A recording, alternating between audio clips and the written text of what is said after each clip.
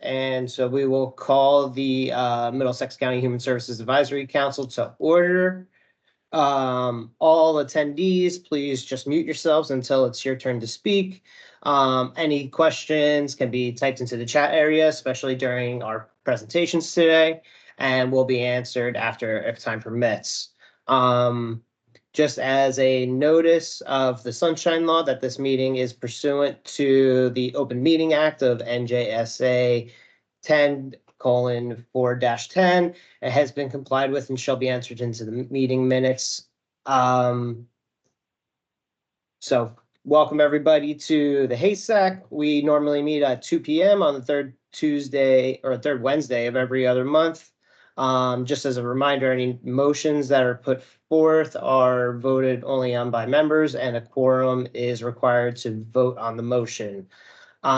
This meeting is going to be recorded, just so that Michael is going to be able to take accurate notes and minutes for the meeting.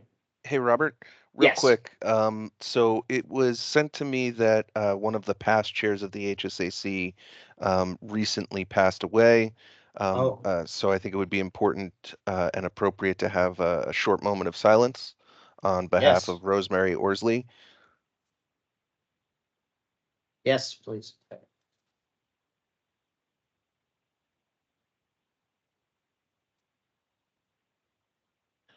Okay.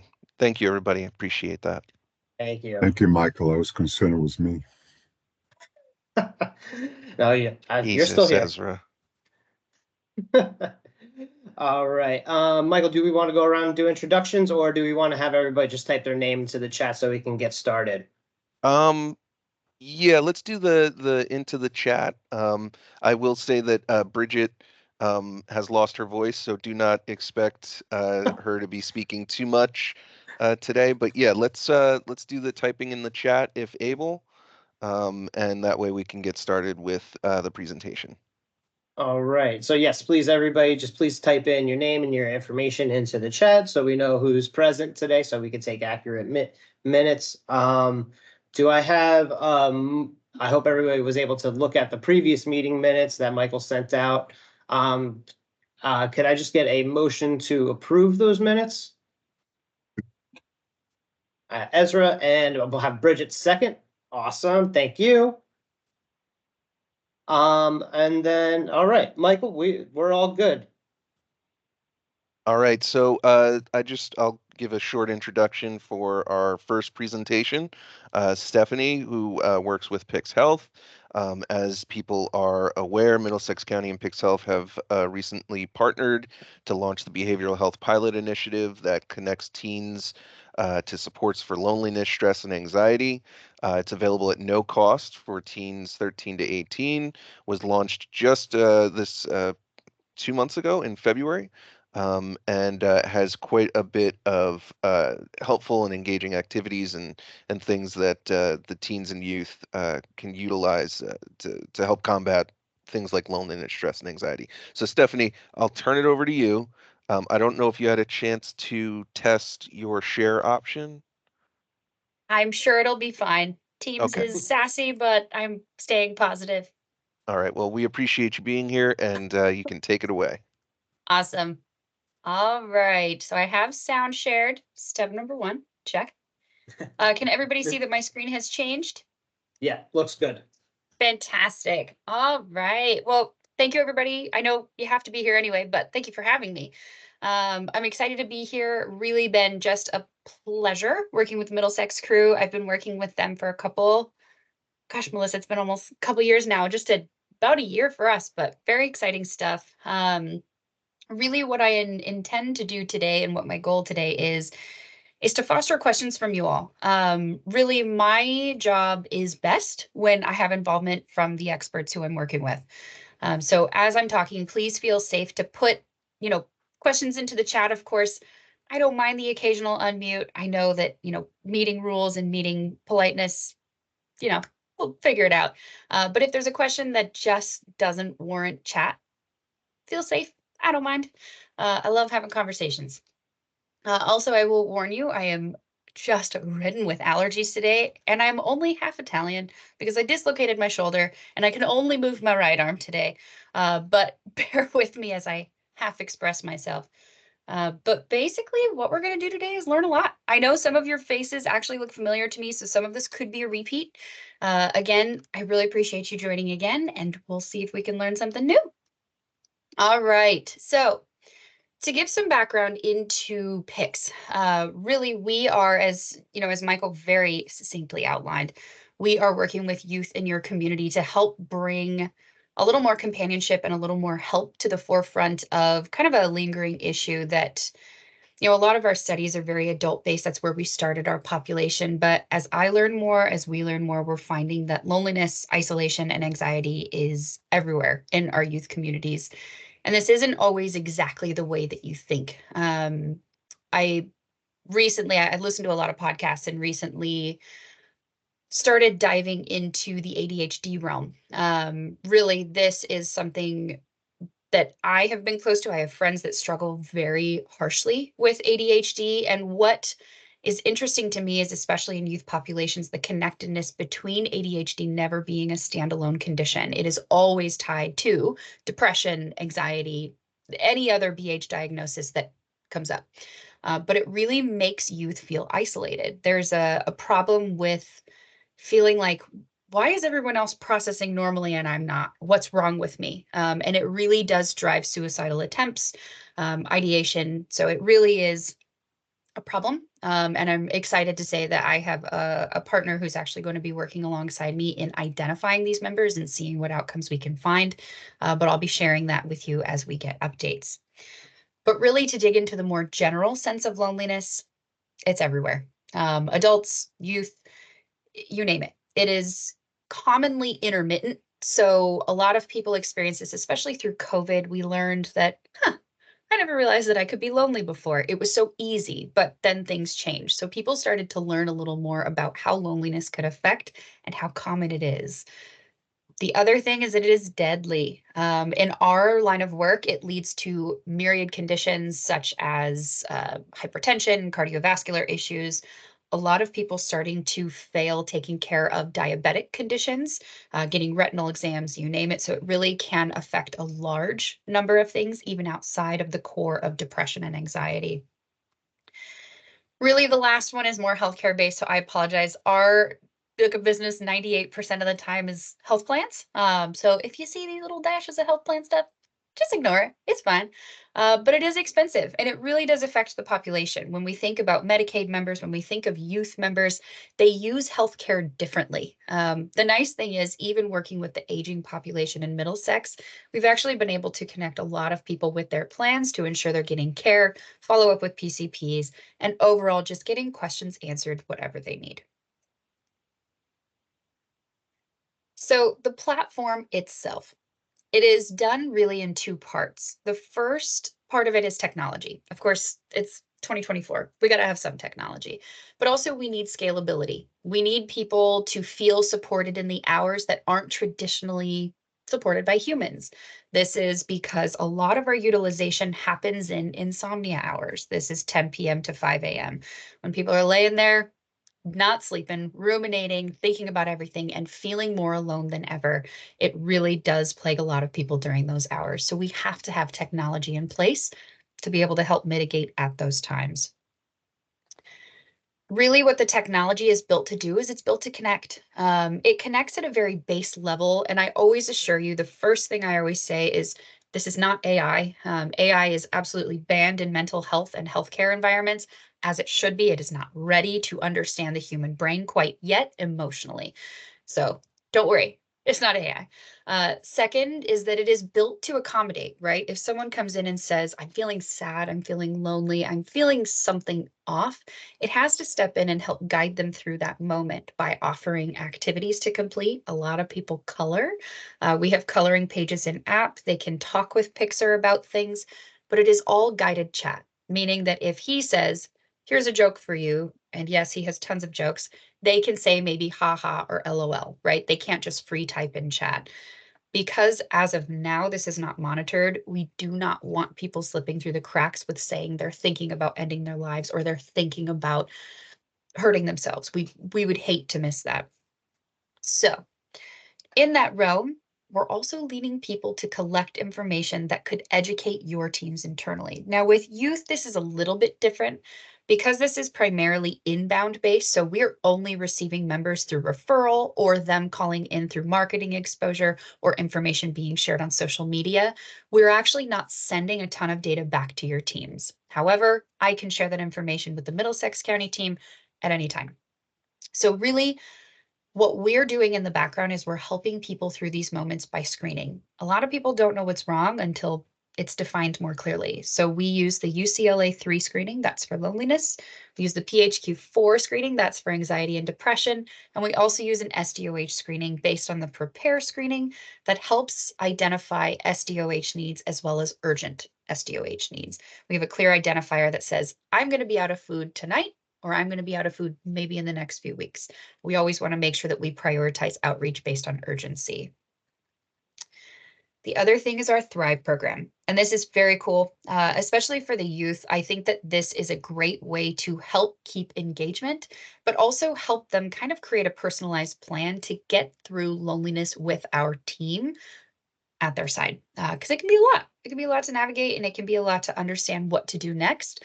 And I'm sure we've all tried Googly stuff before, and there's just too much information out there. This keeps it clean, simple, monitored, and engaging.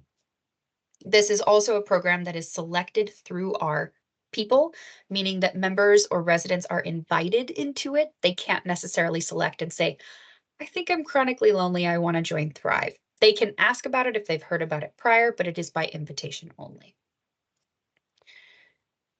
The other thing we're doing, Ezra, that's a great question. I'm actually going to answer it here in a second. So good job seeing into the future. One-touch access to resources. This does include 988. So especially when we're working with populations that have sensitivity, this also includes Trevor Project, LGBTQIA hotlines, you name it, right? We're here to support whatever they're going through, however they feel lost. We want them to feel connected to a sense of community, but know that they can reach help at any time. We have configured resources in app like 988, Middlesex County Crisis Lines, the George Otwowski Mental Health Center. I can never remember the full name, but we've configured all of these resources in app so they're one-touch accessible. So Ezra, to your point, 988, if they feel that they have suicide risk, they can click 988, they can text the line, do it all through our application. So it's very easy to connect and feel supported right away. Now, the most important part, I think, and I think the technology is wonderful. I'm your weirdo that doesn't have any social media, and I'm just like super not into phones. I barely know how to use it. The human side. This is important, right? Because as we know now, loneliness is a human condition, not a technology condition. This is vital because we need people to connect on a human compassion level before people drop their guard, before people feel comfortable telling someone truthfully what's going on. So the humans are vital. These people work in parallel really to the technology. They're using the technology to learn about how the member is utilizing the app, but really using that information to connect them to the right resources, whether that be a warm transfer to the Middlesex County in case they're having problems connecting to a resource, or hypothetically saying, hey, you need food, you need help finding an income or employment. Let me share a few resources with you. I'll follow up with you next week and see how things are going. So we're really kind of that liaison and really a conduit between what's the need and how can we solve it right away. The other thing is they just talk. I have a video. I usually don't share it, but I like this one, especially for this group. They just chat. They just ask someone how they're doing. And I think a lot of people out there are, as in the video would say, are simply waiting for someone to ask. I think we're so busy and so quick and everyone's like, ugh, what do I have next? I'm moving this weekend. So my brain is like scattered like crazy. But I'm also thinking, when's the last time someone reached out to me and said, hey, how are you? How are things going, in a genuine way? It doesn't happen as often as a lot of people need. So that's what our Andys and our people are here to do. Now, as it relates to youth specific, our people are hand selected, background checked, peer-to-peer support certified, making sure that they have people in place to understand the population. Not everyone can understand. We've all been youth before, right? We've been there. Feels like a long time ago.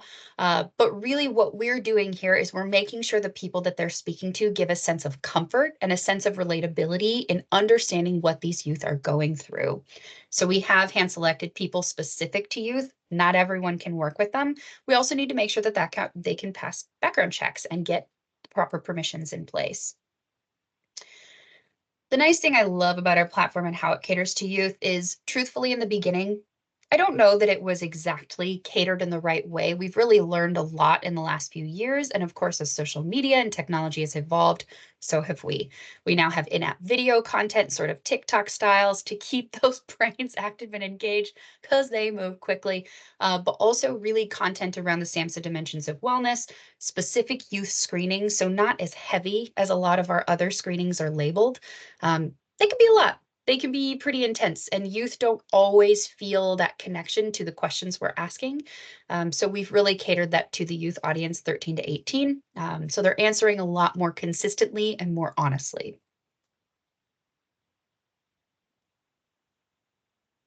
I kind of already said this. I'm doing great. So Andy's, right? Andy, authentic, nurturing, dependable, your friend. These are those hand-selected people working specific with your youth to say, hey, what is going on and how can I help? A member story that I actually included in this presentation later talks about how we can even help people write school projects, write college applications, whatever they're feeling insecure about. We're here to find a way to help them. But these people specifically are here to build trust, make sure that we can offer de-escalation in cases of crisis or potential suicide, but also they're overseen by a clinician. They get their own support, and we have on-staff support in case there is a domestic situation that needs intervention or potentially a mental situation that needs immediate intervention.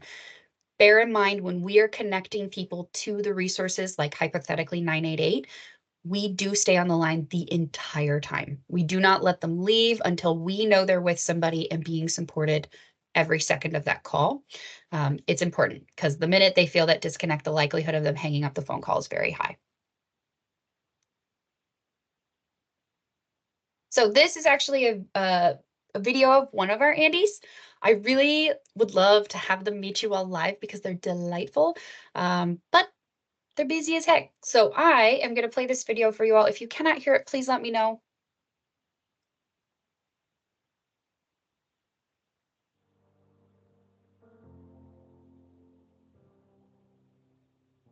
So one of the things that I do in the first few seconds of the call is, first of all, I'm introducing myself, but I also kind of explain what I do as a companion. Can't hear it. People really don't know. Can't hear it. It's too quiet. What does that even mean? I can hear you very loud, but We can't hear. We can't hear the Good. speaker. That's so weird. The videos have been a disaster. You know what I'll do? I'll send it out as follow-up. I'm not going to make y'all get too close to your computer screens. It's been doing this on every video. you don't want I to. don't know. I was going to say, wanna I feel can like- hear it. It's just a little low. That's the It's only very thing. low. I'm just testing y'all, okay? You passed. You did great. But the good news is it's not your ears. It's me, okay? Ay. I'll figure it out. I'll send it as follow-up. You all will have every video I show. But thank you for telling me. I think some people suffer through and don't tell me about it. All right. I'll figure that out later. So, app experience. This is a big one, right? This is the whole, thank you, Ezra. So this is the whole reason we exist and the reason I'm here, because I want you all to see the platform. This is important because as you're talking to people in the community, as you're thinking of youth to refer, as you're thinking of good sects of the community where hypothetically someone is a great fit, or there might be groups of youth that would work, you understand it. I also encourage you to download it. Now, hilariously, some of y'all may have, because the only members I have thus far are all Middlesex employees or county employees. So I know y'all are out there using it, but it's great. I'm like, why do I have a 54-year-old in here? I don't know. But basically the entire experience is based around youth. Again, I think I've said this a bunch at this point. We make sure that it makes sense. We make sure that the content is relevant. I myself originally built the youth content, but then have been reiterating constantly. It is never ending what evolves, what comes out, how we're supported, and how youth kind of see the world and what struggles they have. Ultimately, we want to make sure that they have plenty of support. This can lead from cyberbullying to LGBTQIA support to bullying in general, right? Like kids are mean anymore. It's wild out there. But we also make sure that we are driving them to the right interventions. So learning from their interactions, learning from how they're responding, talking to them on the phone, and offering what we believe they would use the most or benefit from the most. We have plenty of positive psychology. One of the top things I see in there is actually body positivity. Youth, I think today, although we have so many positive influences out there with body image, I don't think it's enough. It's still a big struggle in our youth, and eating disorders and overall view of themselves is very difficult. So we're working on it, but we have tons of content in there around it. So this is just a glimpse in how it looks. The nice thing is we have a home screen that's easy to navigate. Everything's all in one place. They have a to-do list that's super helpful. This can even include take my medication, take the dog for a walk, clean the house, I don't know.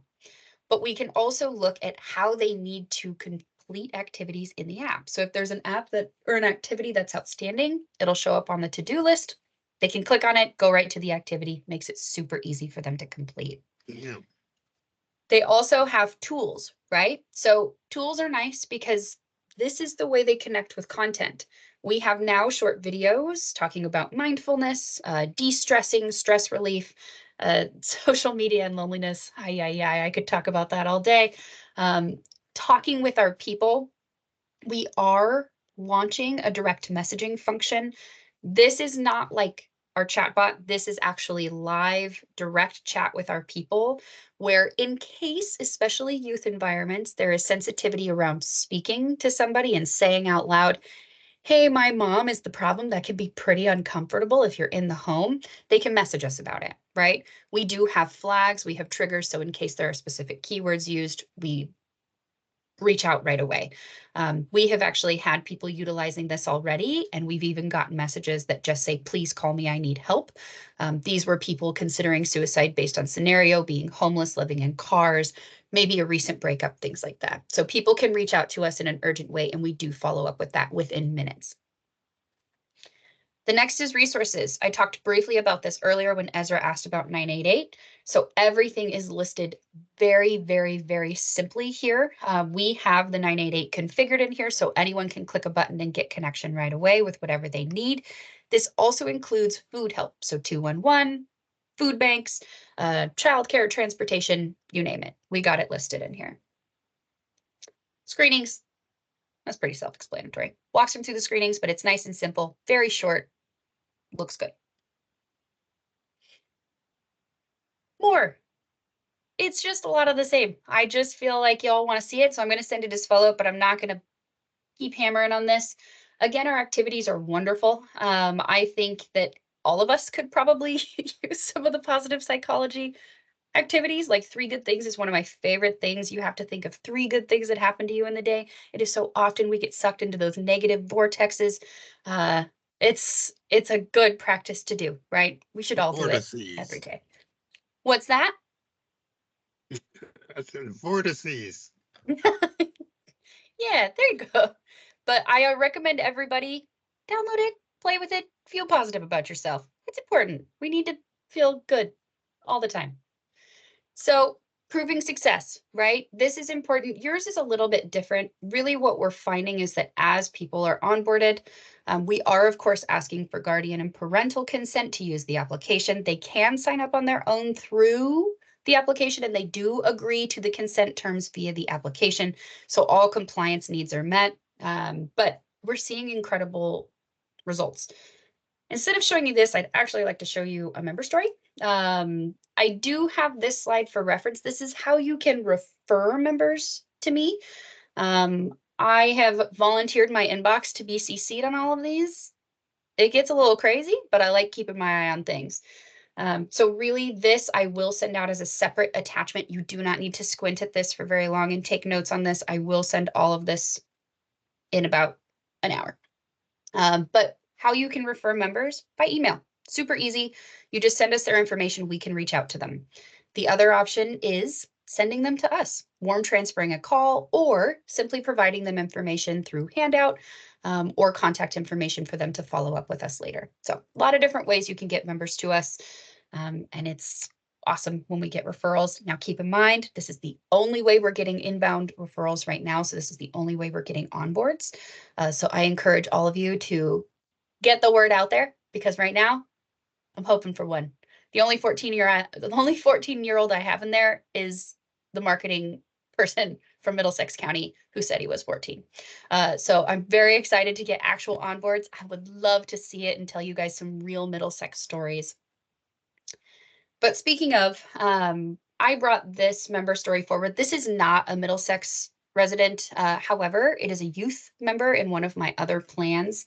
So the biggest thing here was that we really wanted to connect. This particular member, a young female, scored high for loneliness, anxiety, and depressions during interactions in the app. So Andy let her know that she was there to offer support, resources, and a friendly ear. Sometimes that's all you need, an unbiased place to speak freely. That's a lot for us. Lucy was suffering with postpartum depression, opened up about how she would like to get her driver's license and finish high school. She told Andy that she dreamed of going to college to study education and become a teacher so that she could spend summers with her daughter. Andy and Lucy worked on a school writing project that she'd been struggling with and turned it into a 5-year plan. Yes, I'm going to fix that typo.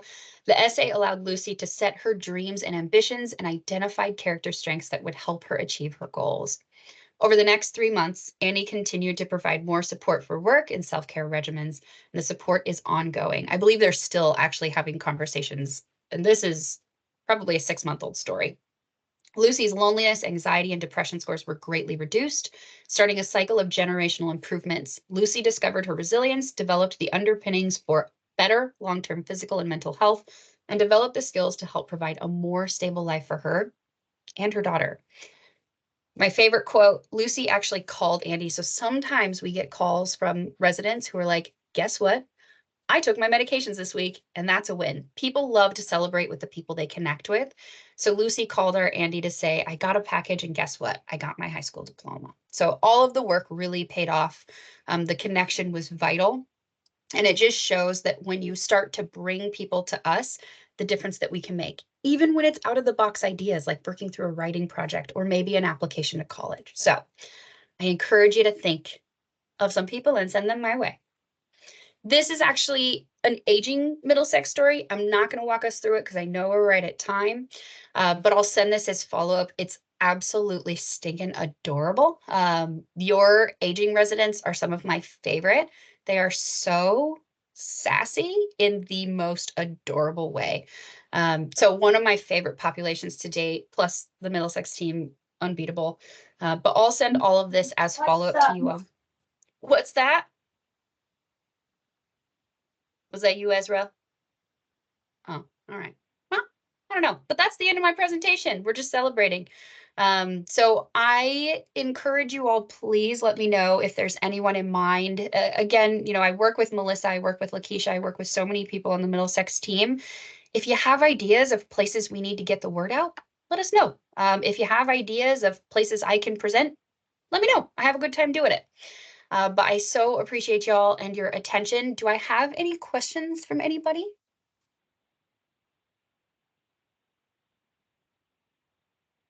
Just feeling great. I love it. It's Since not there's no Monday. questions, if I can just make a plug. When the Office of Aging and Disabled Services launched the PICS for Seniors platform, what they did is they utilized the homebound that got weekend home delivered meals. So they had a built-in referral list. But we thought with the success that we saw with seniors, and so often you hear, you read tragic stories in the newspaper or hear from friends and family that youth have taken some drastic measures, all because they felt lonely. We thought from our experience with the senior population, this would be an amazing thing to offer to the youth here in Middlesex County. Because, it is just having that one social connection can make such a big difference. These kids could be surrounded by tons and tons of friends, and you think, they're popular and everything's great, but they still really, really feel lonely and unheard. So, but we don't have a client base to then automatically reach out to and refer. So all of you who might work with programs, have children, grandchildren, other family members, neighbors, let them know that this exists. It's free. Right now, we've committed through 2 years to fund this program, because our intention on it is if this helps one kid, we don't want to stop it. We want to keep it going. So we just really want your help in spreading the word that they can log into this and help. When I have my daughter's friends over and my daughter herself, and I hear them talking about different things, I'm like, there's this app you guys can sign up for. So I think I'm slowly wearing my daughter down to try it out. Because if you have girls, then, girls have lots of issues, with friends. But, this is just a tool that's out there that can make a real difference in a young person's life. So we're just hopeful that you can help us spread the word and get some kids to sign up for this. I'm sorry, Mimi, it's Melissa. Right. Yeah, and I know Bridget typed in reaching out to the superintendent of schools. I was also wondering if maybe Alan Ferraro, who works with the liaisons in each of the school districts, might be useful as Yes. well. Stephanie and her team presented to the McKinney-Vento team, the meetings Okay. that we have. So we've already done that. We've shared this information with Kyle Anderson, the county superintendent of schools. We've shared it with the Magnet School superintendent. And then we are also doing a joint program with the superintendent of schools in May, where we will again highlight this as a resource to school personnel. But, Awesome. we've been sending it out, but I think it's, new and different. And once we can have some personal stories, I think it might hit folks, if there's successes that they can speak of, it'll be great. But again, we're just looking for your help. We launched it the very end of February. Is that right? Yeah. So anything we can do, and we're looking at doing a different social media marketing here in the county on it as well. So when we see some of that coming out, I think we'll start hitting the youth themselves, with the advertisement.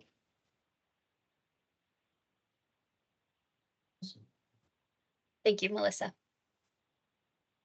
All right. Well, thank you, Stephanie, for coming and providing that presentation. If you have any trouble reaching me with the follow-up email, just let Melissa or someone at the county know, and I will reach out to you. I don't predict that there will be, but just in case. Absolutely. Yes. And thank you, Michael. All right. So now I don't know if Juan Carlos is in here yet. I see Antonio. Hi, Antonio. Have you spoken to Hello. Juan Carlos? Yes, he should be on any minute now. He said Okay. he'll be on around. He texted me about an hour ago saying he'll be on around 2:20ish, but I don't see him on yet. Yeah, I don't see him. Looking in the J's. We have John Dowd. Okay. Well, I guess Robert, if you want to push forward with the Yeah, we reports can from we can the. put we could push forward until Juan Carlos is able to join on. All right, so we're gonna move to our reports from the State Department. I hope everybody was able to see Adam Neary's report from the New Jersey Department of Human Services. I'm sure if you have any questions, you could direct them towards Michael and he can get them to Adam regarding his report. Absolutely. But next we have Richard Hagar from NJDCF. So or is it? Yep. Or Hello. Are you here? Yep. Oh, Yeah, there you I'm are. here. I'm sorry. here I am. I was playing Everybody, musical squares. Yeah, Rick Hager, the Community Outreach Coordinator from the New Jersey Department of Children and Families. 3 announcements, and I will be emailing these to Michael to distribute to the group. First up is the Summer Youth Food Program, the Summer EBT, Electronic Benefit Transfer Card. This is for kids who are already eligible for the free and reduced meals. New Jersey is taking advantage of the federal government's offer to now have the summer EBT cards. It's $40 a month for the 3 summer months. So $120 is loaded onto one card. And if multiple kids in the family are eligible, multiple kids get the card. Apparently, there's a bit of a shortfall with identifying all of the kids that are eligible, even though they're working with school districts and so on. So there is a toolkit in the link that I'll be sending.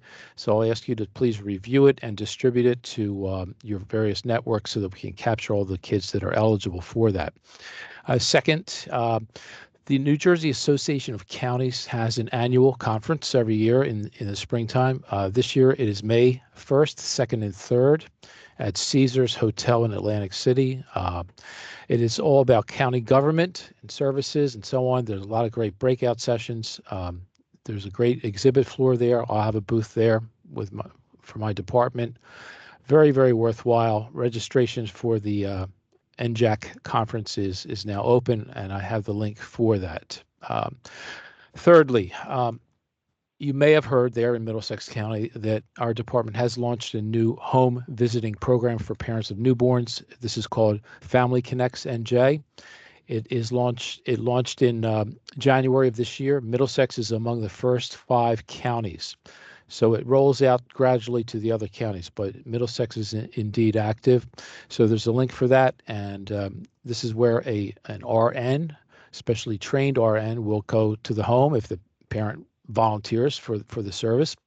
And the nurse will assess baby and the mother, and also assess for various social service needs, and link the family up to whatever may be needed. So it's a very great program, and I'm glad it's starting in Middlesex County. So those are my announcements, and I'll send them to Michael. Great. Thank you so much. Robert, I do see Sylvia is here with us, and she is next. Fantastic. All right. So yes, Sylvia. Hi, everyone. How are you? I just have my numbers that I usually report out on. I did a breakup of our caseloads for the office, and this information is extracted as of April 9th. So it's like a point in time view on April 9th. This is the numbers. So there were, in Middlesex County overall, an investigation, 773 cases. And this is cases, not children, right? So you'll hear me reference cases as well as children. This is cases, 773 investigation cases for all the 3 local offices. Of those, also 329 in-home services. So these are cases that have been investigated, and we found that they needed services, so they were actually open for services. So that's 329. And then placement, 115 cases with children in placement. And that represents 152 children. So 115 cases and 152 children. I also broke down, I thought you may find it interesting, or to give you some perspective, broke down the children's type of placement. So of those 100, and there's many different types of placement. I'm giving you the higher numbers, which account for resource families. So those are the unrelated families. And then I'm also providing kinship. So unrelated homes versus somebody that the child knows. It does not have to be blood related. Kinship placements can be somebody like a teacher, a neighbor, a family friend. It's just it's somebody that the child identifies with. And then I'm also providing independent living numbers. So out of the 152 children, 36 of those children are in resource homes, 77 in kinship placement, 18 in independent living. And you'll see that does not account to 152. So there's some some of those children are also in group home, there's treatment homes, but those are like small numbers. So I'm just providing you the biggest bulk of the children. Number of children open, 2,416. So total number of children, 2,416, and only 152 of those are in placement as of April 9th. So just to give you some perspective as to, it's a small percentage of the work that we do. Any questions about that? Okay, that's all I have. I have a question. Sure. Question. Yeah. What's the resource home? It's a resource home is a foster home. It's a new terminology. We used to call them foster homes. We now call them resource homes. Okay, good. Thank you. Sure. All right. Anyone Thank you so else? much. Sure. All right. Okay, moving on to reports from the county offices. John Carroll first with the Office of Public and Government Affairs. I don't see John on, so I will circle up with him and see if he has any updates he wants to share. Okay. For the Division of Addictions and Mental Health Planning, Lori provided a written report that Michael shared, and the same with the Division of Children's Services. Wanda provided a written report as well. Going down, I'm trying to see really quick if Lila's here. I also do not see her on. All right. Okay, then we'll move down to the Division of Housing, Community Development, and Social Services, and we'll kick it to you, Michael, for Melissa's report. Yep. So she sent me an email, and I will share that with all of you.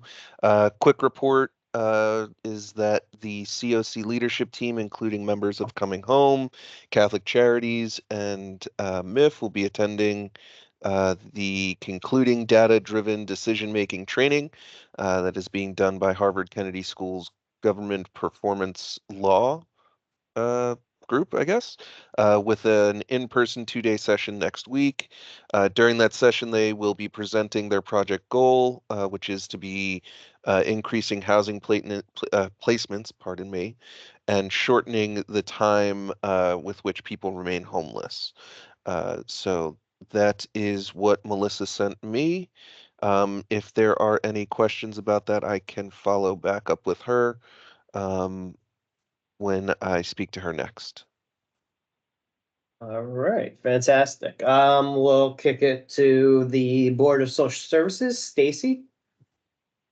Hi, everybody. As we've seen over the past few years, we continue to see trends going up in the number of residents coming in for our services.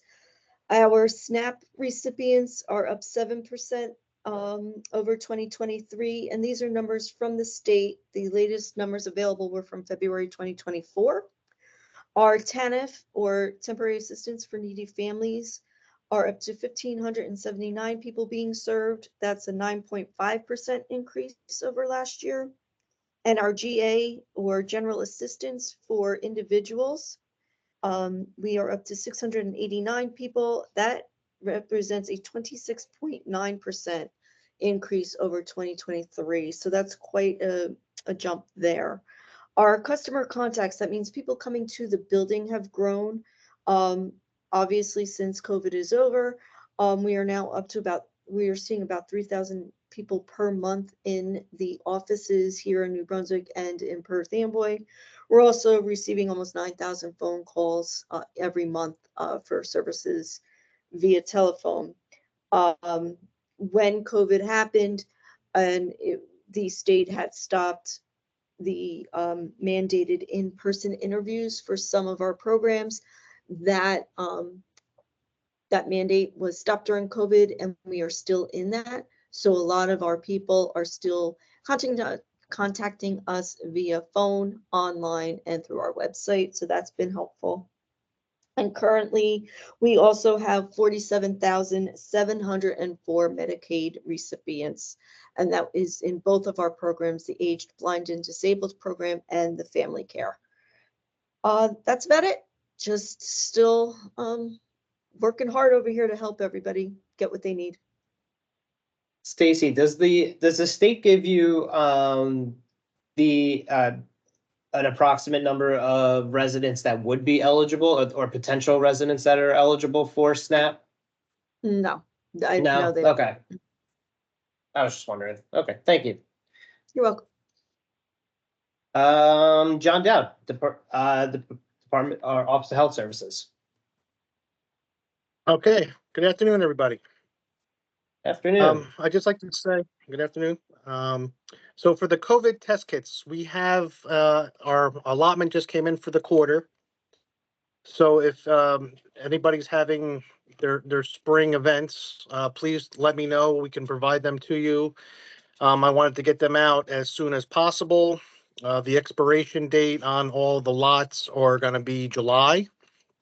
So the quicker I can get those out to people to use them, the better. So please let me know if you're having any kind of spring events that you wanted to distribute them to the community, and and also people that have been taking them on this group for for their office. Again, put your orders in. Let me know as soon as you can. We had a Cancer Thriving and Surviving that was going to take place in Plainsboro, April 15th through May 20th. That's not going to be conducted due to low attendance on registration. So we're going to be looking to do that course or that program virtually. So we're looking into that. We started a diabetes self-management course at the North Edison Library on April 9th. So that course runs from April 9th through May 14th. So if people were still interested in attending, they can go to next week and attend the rest of the five weeks of the program. Do you have that, Mike? Do you have that flyer for that one, the diabetes self-management from North Edison? I don't think so. If you want to send that to me, Okay. I can get that out. Yeah, if I can send that out, if anyone in the group knows anybody that would be interested in that class, they can attend next week. You're allowed to miss the first session, and then if you could attend the second session and then the rest. So it'd be a total of 5. Use the workshop is a 6-session workshop, but you are allowed to join on the second week, but then after that you cannot join. Okay, and then we're going to be having a Healthy Kids Day on May 1st from 4 to 5:30 at Roosevelt Park. That's it. Thank you. All right, thanks, John. And I don't see Kevin or Kyle No, on me the neither. call. So we'll try to get a report from them to include in the follow-up email. Has Juan Carlos joined us? I do not see him. He just texted me saying he's logging on right now. Okay. Like about a Okay, minute ago. So he should be on. Up there he is. Oh, there we here he go. goes.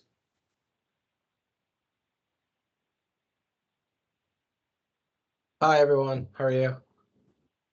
Hey, good afternoon. How are you? I'm doing well. Sorry about that, Rob. Hey, Bridget. How are you? Bridget has lost her voice. Oh, no. Okay. Hi, Chen. How are you?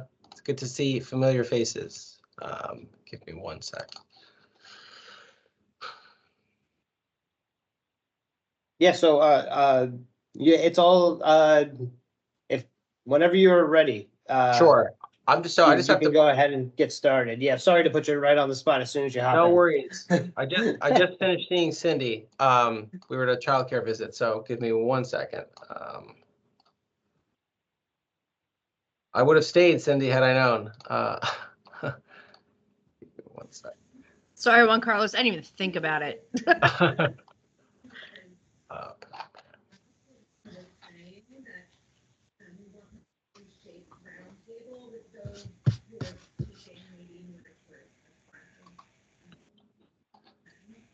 So just a little background for everyone here. I'm sure everyone's aware. but Assemblywoman Lopez's office has been pretty integral with the passage and signing into law of several affordable housing bills recently. One of the more significant ones being Assembly Bill 4, Senate Bill 50, which did quite a bit that I hope you will be able to speak to, Juan Carlos.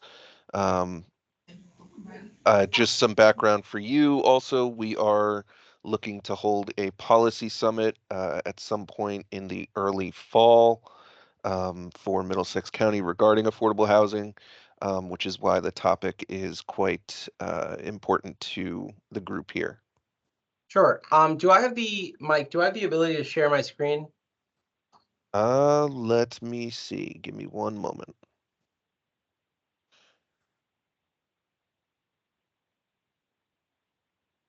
Okay.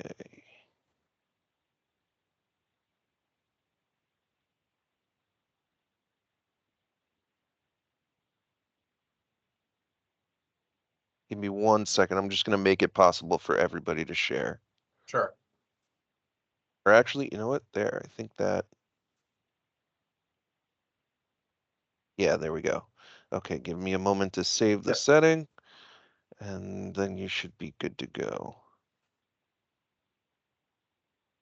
So can everyone see this? Yep. Great.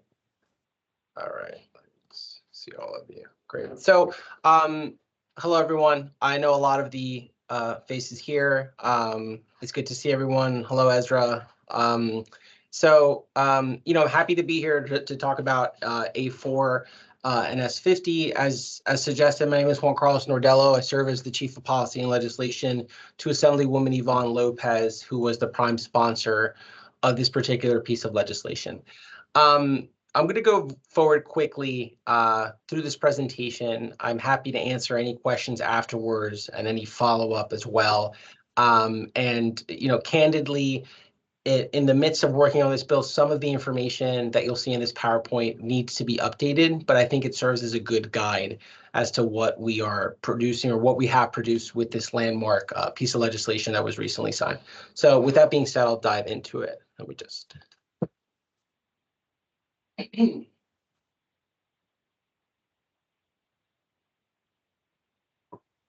So A4 S50 is legislation concerning the fourth round of affordable housing obligations.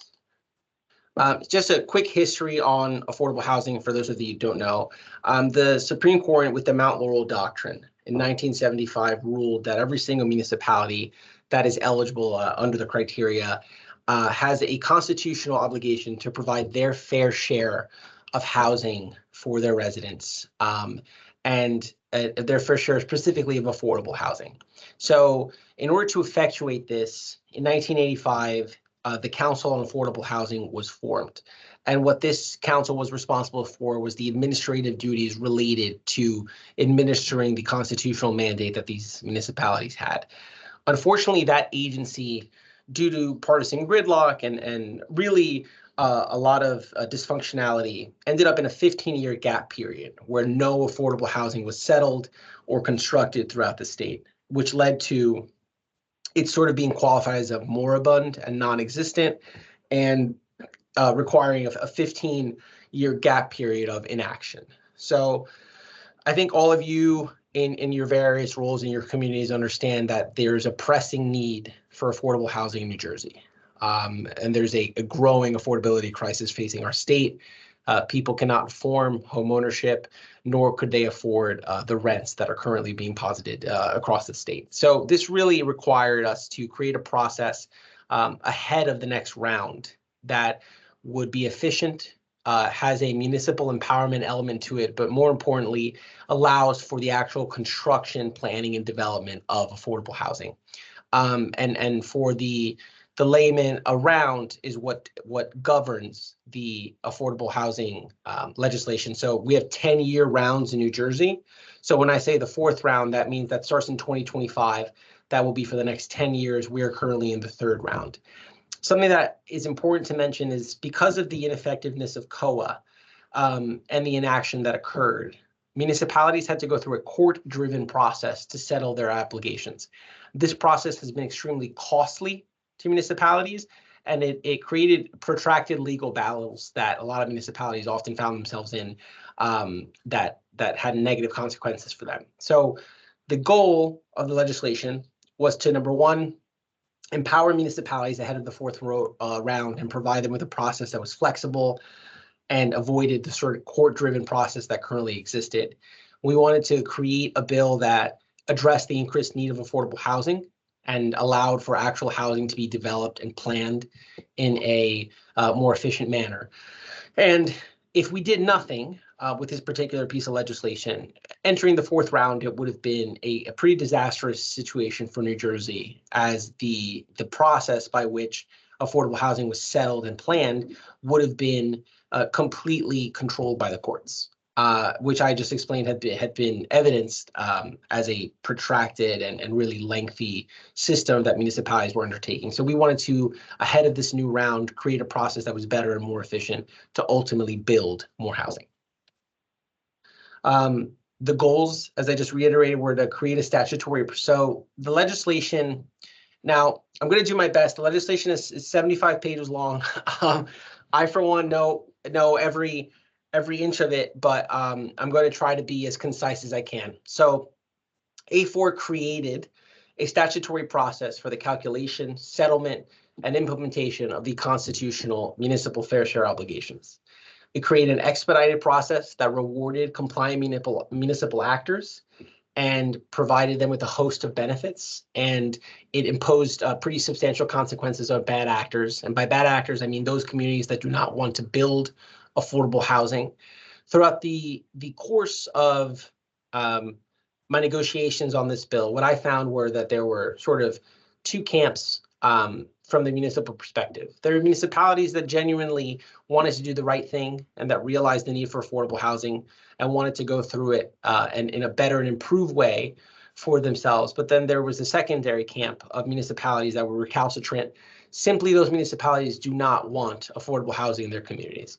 You can imagine the negative rhetoric that's associated with affordable housing. And that's used in some of these communities. That's the same rhetoric that was utilized in their opposition of these programs. But I found, generally speaking, that the majority of municipalities just wanted a process that was better so that they could ultimately build affordable housing for their residents. The process required stakeholders such as the Fair Share Housing Organization, Stacey Berger's group, and a bunch of other organizations, that being the Housing Community Development Network of New Jersey, Stacey Berger, and Adam Gordon with the Fair Share Housing Center of New Jersey.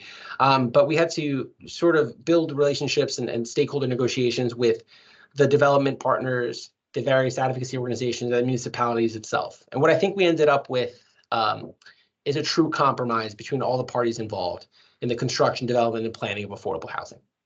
And more than anything, we wanted to enter the fourth round with a clear process in place to settle and plan for these obligations.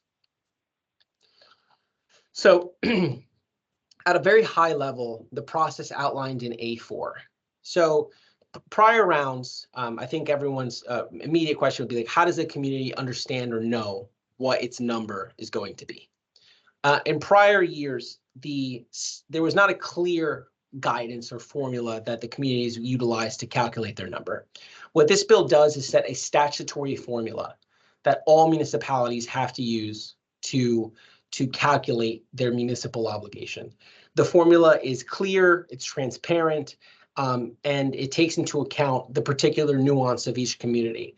That, we believed, would have eliminated a lot of litigation that occurred over the development of the formula itself. And thus far, we're providing them with clear rules as to how the formula is calculated. So now that we have a statutory formula set by legislation, the Department of Community Affairs will be responsible for taking that formula and issuing a report based on it. Now, the numbers that they come up with prospective need for the entire state and municipal prospective obligations ahead of the next round will be made publicly available and will be used as a guiding document for municipalities. So municipalities will be able to see this number and react to it in some way. Some municipalities may choose to go with the department's number. Some municipalities may choose to go lower than the department's number and negotiate that way. But we've set up a process that for the resolution of these numbers. So as I just stated, there's 4 steps. There's the calculation of the municipal obligations based on the statutory formula that was developed. Then there's the dispute cess resolution of those obligations by municipal actors or outside parties. There's then ultimately development of a fair share plan and housing element. And for those of you with municipal experience, that is the actual plan that is utilized by a municipality to plan for the development that needs to occur. And then 4th, there's a dispute resolution of those actual plans and housing elements. The process contemplated is it's 19-month process, resulting in new obligations and plans for all participating communities by March 15th of 2026.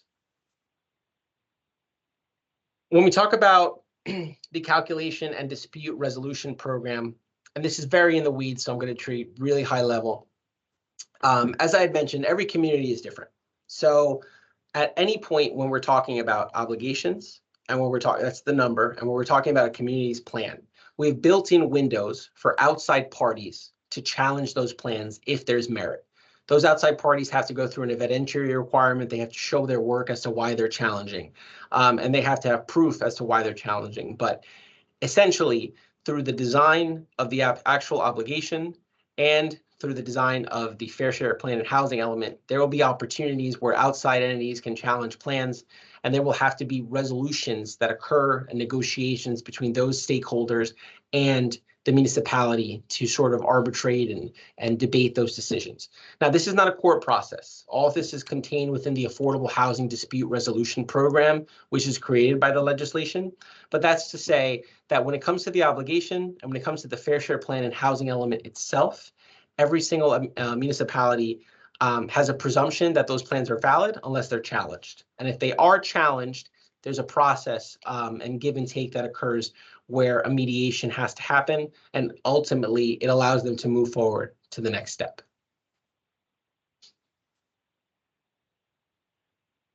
So I just explained there's that resolution process for obligations.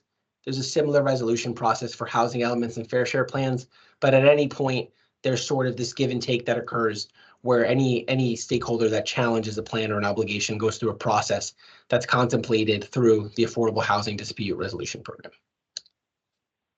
Now, the core elements of A4, as I had mentioned, there are a whole host of benefits for municipalities that participate in this program, the most important of which is immunity from all exclusionary zoning litigation, which is builders' remedy suits, in addition to a lot of other suits, which can force municipalities into unfortunate planning decisions. There are deadlines in the bill that are quite ambitious for municipalities, but there are extensions that are built in to allow them to comply. And there's these are more municipal oriented tilts, but there are a whole host of benefits for municipalities that make this process more flexible and achievable for them. As I mentioned, there's this entity that the bill creates, which is the Affordable Housing Dispute Resolution Program. This entity will be in charge with those debates that I just told you about with the challenge process that occurs. They'll have a staff to support their statutory purpose, and they'll lead the program in terms of the negotiations that have to occur between external stakeholders and municipalities. This is by effect where all of these disputes that may occur will be resolved in the legislation. The bill concerning bonus credits. So again, for a lot of the community providers, I think your questions might be, how does this bill impact the production of affordable housing?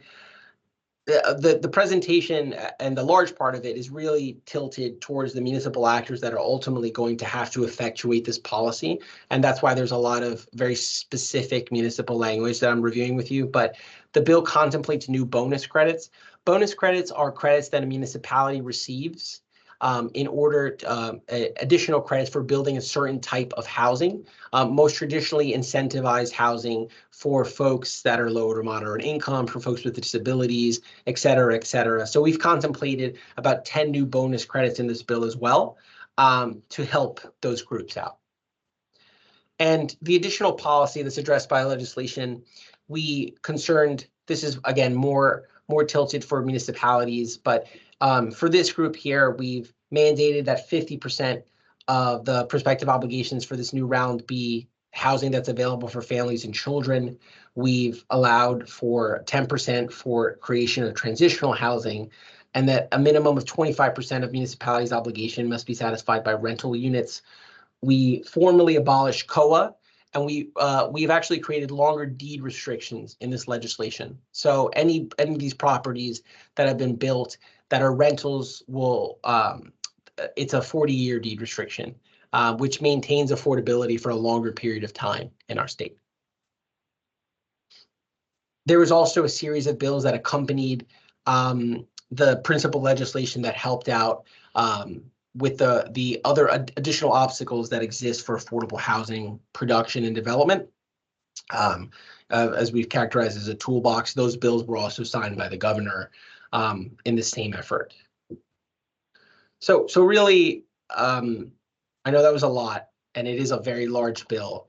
But what I can tell you in a summary, and I understand the audience that's on this call, this bill will make it easier and more efficient for municipalities to comply with their constitutional obligation to provide their fair share of affordable housing for their residents. The bill will create a process by which everyone understands the rules, and creates an efficient process whereby municipalities have the opportunity to comply in this new program that we've created. Should a municipality choose not to participate in the program that we've created, they will not experience the benefits that the program contemplates. They won't have any of the immunity from these exclusionary zoning lawsuits. They won't get any of the flexibility that's contemplated in the bill. They'll have to settle their obligation in court. What the bill does not do, it does not remove the constitutional obligation. It works within our system to create a better pathway for municipalities to adhere to. But undoubtedly, as I think many stakeholders and advocates would agree, the bill will have a positive impact in creating more affordable housing opportunities throughout the state, because it's contemplating a very clear and efficient process to doing so. And this is a process that, unless amended in some form, will exist sort of in perpetuity for the years and the next rounds that exist, but most certainly for the next fourth round, which is the next 10-year round. So there's a lot in there. I'm happy to follow up with Mike to have more specific talking points for this group, but I think that there's a shared interest and commonality from the members that participate in the HASAC about affordability in general for the residents that you all serve, and this will undoubtedly help. Some may not see it that way, but I would argue that those municipalities do not want affordable housing in their communities. Well, I have a question. What's the nature exactly of these stakeholders who would put up a challenge and would have to go through dispute resolution and like that? What is the general form of these people? Great. So that's an excellent question. So any stakeholder, now a municipality, for example, a packly dense municipality may say, I can't comply with the Department of Community Affairs number because I don't have enough vacant land. That's a perfectly valid point. So we have in the bill a vacant land adjustment, which would allow them to adjust their obligation accordingly. But when you talk about the nature of external stakeholders, Chan, these are groups like Fair Share and like the Housing Community Development Network of New Jersey that may look at the community's number that they have selected for their obligation, and they may see the statutory formula and say, we arrived at a different number, East Brunswick, for example, and we're challenging you on the face that we ran the same formula that you have, and we've arrived at, let's say that they said their number was 500 and we've arrived at 700. We're challenging you on the basis of the fact that we came up with a different number. Now, it would be, in that particular scenario, the program that we've created would have to mediate the dispute between the municipality and the external stakeholder to figure out whether there's any validity to the challenge in the first place. And then if there is validity, would have to sort of effectuate these communications between the municipality and the external stakeholder to arrive at a number that is more accurate with the formula.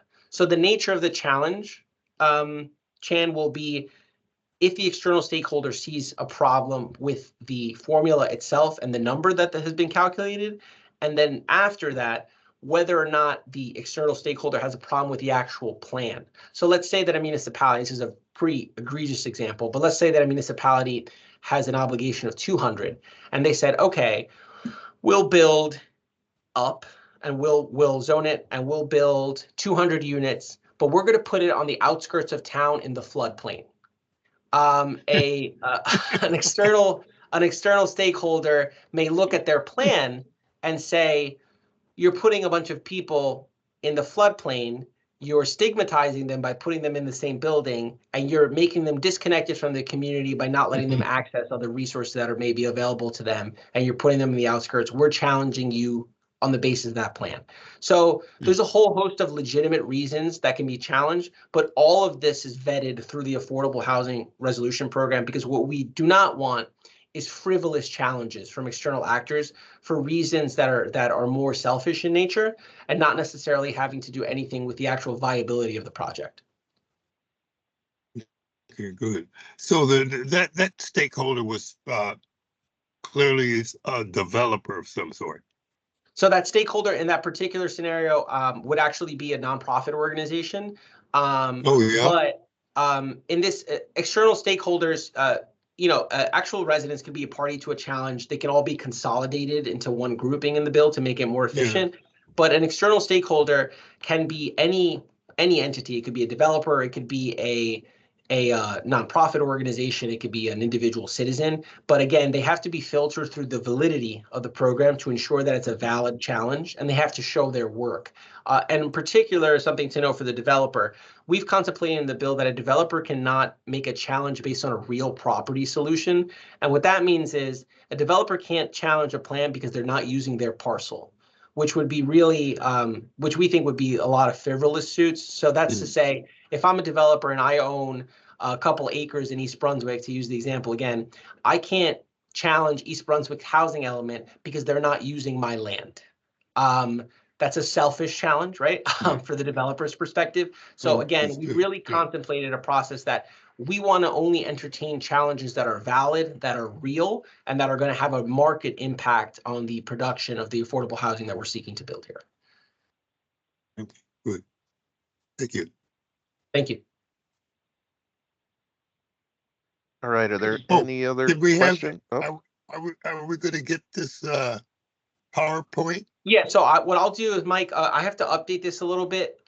So at some point I'll circle back with you and John to give the PowerPoint access. But most certainly there'll be some sort of follow up. Excellent. Yes, and I could have sworn that I saw you sitting behind Senator Singleton when the bill passed. You absolutely did see me there. I anyone that knows me knows that I like to see my bills all the way through. So I went to the Senate session and made sure that there were no problems in the upper house as well. Correct. Yes. Okay. Yeah. I was pretty sure it was you. I didn't want to. I'm glad I didn't put my foot in my mouth there. All right. Well, I definitely thank you for coming. I think this is a great opportunity for the state to begin to make good on its affordable housing obligations across the board. We've had presentations from Fair Share Housing and several other advocacy organizations. It's somewhat staggering the amount of units that we are projected to be deficient in right now. So my question is, has there been any sort of calculation done thus far? And if it's back of the envelope, I totally get it. Not looking for you to show your work here.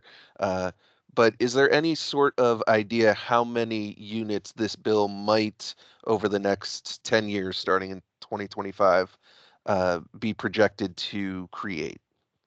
Sure. So I know that statewide, I think the affordable housing shortage is 200,000. I know that's been calculated. I can't answer that question, and I can't answer it because the obligations haven't been calculated, and that report is going to take some time. What I can tell you is, again, in the process that's been laid out, it's undoubted that we'll be able to settle these projects faster, and that participating communities will be able to have a sense of what their obligation is going to be. You know, as we get towards the construction, there's so many obstacles that occur in the construction of affordable housing, primarily financing. So that all has an impact on projected number of units. So unfortunately, I can't answer or give you a specific question, but I know that it is intended to work and address the shortage that exists and try to have a meaningful output in production. Awesome. Okay. Well, thank you. Does anybody else have any questions for Juan Carlos? Hi, Mike. It's Michelle. It's Michelle. I'm sorry I can't see anybody because I'm in my car, but I just had a really, really quick question with regards to the example that you gave with the external, the example where you said maybe a property, someone trying to build a property somewhere that would, technically not be a good idea for people environmentally wise. Is there like a process where there's because if it doesn't come from external stakeholders, like say if it's not from a constituent, only person that really knows is the person that's building it, right? Because for the most part, sometimes there's like a point where things happen and there's no checks and balances, and although your intention is for it not to happen, but if no one brings it to your attention, is there like some type of checks and balances outside of an external stakeholder or a citizen or a community person to bring to someone's attention that it might not very well be a good place to put a community or groups of people or families? Yeah, I mean, Does so that make sense? Okay. no, it does make sense. I understand your question. So there are substantial regulations that govern the way that affordable housing is designed and contemplated. So it's not like just like a municipality. I gave a really egregious example. It's not like a municipality could just do that. There would have been a lot of checks in place before that happened. So yes, there's a substantial system of checks and balances that already exists. There are various departments that approve these plans. So yes, that exists. Okay, and also because we know for the most part, the communities that are open to affordable housing, we all know where those communities have an idea of what those communities look like. And we also know that for the most part, the communities who are not very open to having affordable housing usually have, pretty big pockets, right? And so with that being said, is there some type of, I heard of the incentives that are given when people want to participate or be in compliance. Is there also penalties for those who do not follow this process or not adhere to the allocated amount that you guys kind of figure out that they must achieve according to? Okay. So if a municipality does not comply with the process, and that simply occurs when they miss their first deadline, they have an opportunity to argue themselves back into the program, and then they have to have good reason. But if they choose not to participate in this process at all, they're subject to all types of litigation. And as I said, that litigation is very costly for municipalities, and it'll have an impact on property taxes. But in some very extreme situations, the state can take over their planning and zoning authority, which completely guts the municipality's ability to plan effectively. But again, the consequences do exist. They'll just have to settle their obligation through court as opposed to this program, and then they'll have to take their chances in court. And the courts are empowered to levy whatever consequences they need to in that dispute. Okay, thank you. All right. Any other questions? All right. Well, Juan Carlos, I appreciate you stopping by. I know it's been a pretty busy day for you, and with this bill, a pretty busy couple of months, I'm sure. So I appreciate you taking the time to come and walk us through all of this. We will be having, as I said, that policy summit in hopefully around September. I'm sure John and his office will reach out to you with regards to that, and hopefully joining us as well at that event. Yeah, and I just want to, Mimi, I saw that you had a question. So the planning boards are still, they're still participating in this project, so it still goes throughout the normal process. We haven't changed that at all. But again, I'm happy to answer the questions. Thank you all for the time. I think this is a great win for, it's landmark legislation for to stay in New Jersey in the production of more affordable housing. And I know that this group cares. I still remember my time participating in this group, and it's always been beneficial. I'm so glad to see many of you still here advocating for our residents in Middlesex County. So thank you for the opportunity, Mike. Good to see you, John. All right. Thank you. Right. Take care, everyone. Thank you. Have a good one, John. Thank you. All right. So now we're gonna just open it up. Anybody want to share any upcoming events or provider updates?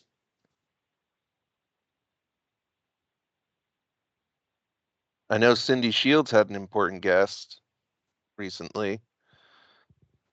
Oh, she's busy. She's talking to someone.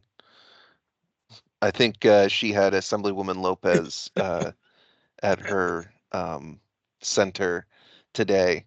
So that was, I'm sure, exciting for her. Any updating upcoming events that organizations are having?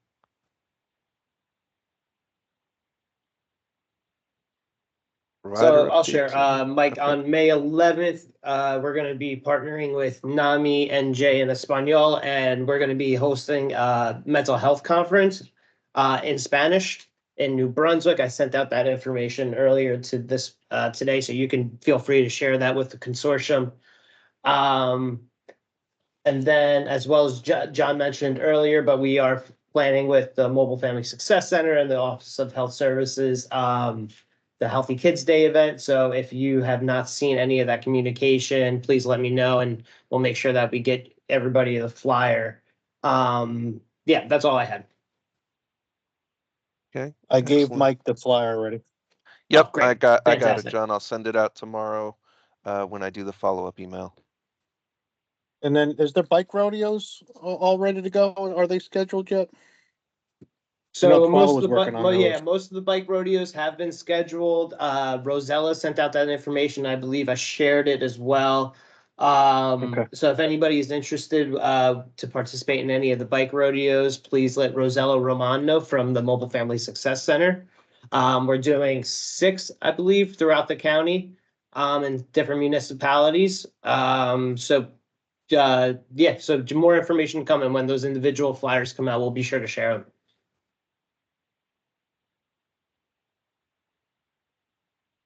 All right. Well, if Okay. there are no other provider updates, I guess we can move along. Yeah. So could I get then, since there's no other updates, just a motion to adjourn? Bridget? So moved. All right, and then Ezra and Mimi to second that. All right. Thank you, everybody. Our next meeting is June 12th at 2 p.m. in person at Middlesex College. So more information to come, and I'm sure Mike will be sending out the invitation soon. That is correct. Yes. As we did vote, we will be having 2 meetings in person. The first one is our next meeting. So hopefully we will all see you in person. All right. Have a great rest of your day, everybody. Thanks, everybody. Have a good one. Bye. All right, thank you. Michael, Bye, make sure thank you you. have me present. I will. Yes, this is Latanya. Me too. All I right, was thank here. you. No problem. Okay. See you guys in June. Bye.